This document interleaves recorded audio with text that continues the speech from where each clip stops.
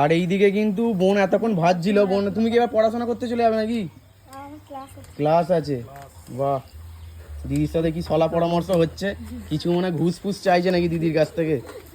ঝুড়ি ভাজা ভেজেছে, একটু ঘুষ নিয়ে যাবে, দেখা যাক দিদি দেয় নাকি।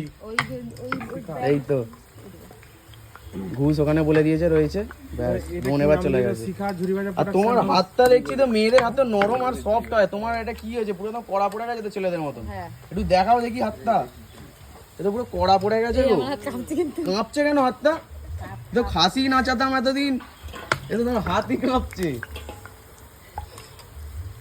গরমকালে তো বিশাল অসুবিধা হবে তোমাদের।